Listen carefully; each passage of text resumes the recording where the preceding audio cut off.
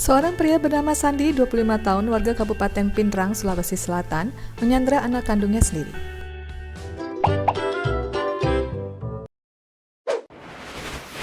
Sandi menyandra anak kandungnya sendiri yang masih berusia 1 tahun 2 bulan selama 16 jam. Bahkan, ia sempat mengancam akan membunuh darah dagingnya sendiri. Hal tersebut dikonfirmasikan Kasat Reskrim Polres Pindrang, Ibtu Adi Reza Pahlawan.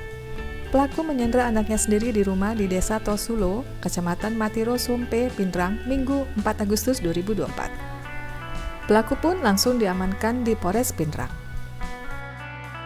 Efek kekerasan pada anak seringkali diabaikan bahkan diremehkan. Padahal anak yang menjadi korban kekerasan beresiko lebih tinggi untuk mengalami masalah kesehatan, baik fisik maupun mental, serta penurunan kualitas hidup yang dapat terus berlanjut hingga dewasa.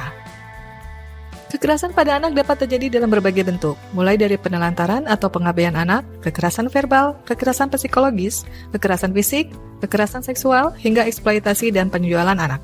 Kekerasan pada anak bisa terjadi di rumah, sekolah, maupun dalam komunitas masyarakat. Ada beberapa efek negatif yang dapat dialami seorang anak saat ia menjadi korban kekerasan. 1. Sulit mengendalikan emosi. Anak yang menjadi korban kekerasan akan sulit mengelola emosinya dengan baik. Oleh sebab itu, emosi yang dirasakan seringkali muncul secara berlebihan. Misalnya, anak menjadi lebih mudah merasa marah, sedih, atau sering merasa ketakutan. Ketidakmampuan anak untuk mengendalikan emosi ini bisa saja menetap hingga ia dewasa dan mempengaruhi perilaku serta aktivitas hariannya, seperti menjadi sulit memaafkan kesalahan orang lain dan tidak mampu bekerja secara efektif. 2. Mengalami penurunan fungsi otak. Anak yang menjadi korban kekerasan juga dapat mengalami penurunan fungsi otak. Hal ini menyebabkan ia sulit memusatkan perhatian dan mempelajari hal-hal baru. Dalam jangka panjang, kondisi ini dapat menyebabkan prestasi akademik anak tersebut menurun. Tak hanya itu, beberapa penelitian juga menunjukkan bahwa pengalaman traumatis, termasuk kekerasan pada anak, dapat meningkatkan resiko terjadinya demensia saat lanjut usia. 3. Sulit membangun hubungan dengan orang lain.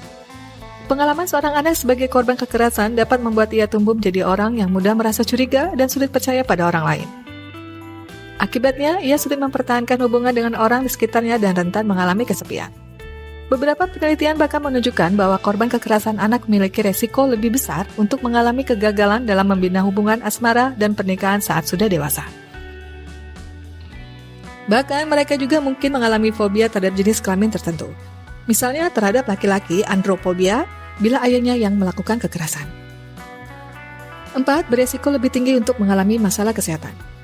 Trauma akibat tindak kekerasan pada anak dapat meningkatkan resiko terjadinya berbagai macam masalah kesehatan, baik kesehatan fisik maupun kesehatan mental seperti asma, diabetes, penyakit jantung koroner, stroke, serangan panik, dan depresi. Korban kekerasan pada anak juga memiliki kecenderungan yang lebih tinggi untuk mengkonsumsi alkohol secara berlebihan dan menggunakan narkoba sebagai coping mekanis untuk cara mengatasi trauma yang ia rasakan. Bahkan keinginan untuk bunuh diri juga dapat muncul bila trauma karena tindak kekerasan pada anak tidak kunjung teratasi. Selain itu, pria yang pernah mengalami kekerasan dalam rumah tangga di masa kecilnya juga lebih beresiko mengalami depresi setelah menjadi ayah nantinya. 5. Menjadi pelaku kekerasan pada anak.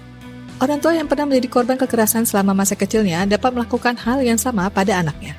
Siklus ini dapat terus berlanjut bila korban kekerasan anak tidak mendapatkan penanganan yang tepat untuk mengatasi trauma yang dialami. Tindak kekerasan pada anak dapat menimbulkan efek, bahkan masalah yang berkelanjutan. Korban tetap membutuhkan bantuan dan penanganan yang tepat meski pengalaman traumatis karena tindak kekerasan anak telah lama berlalu.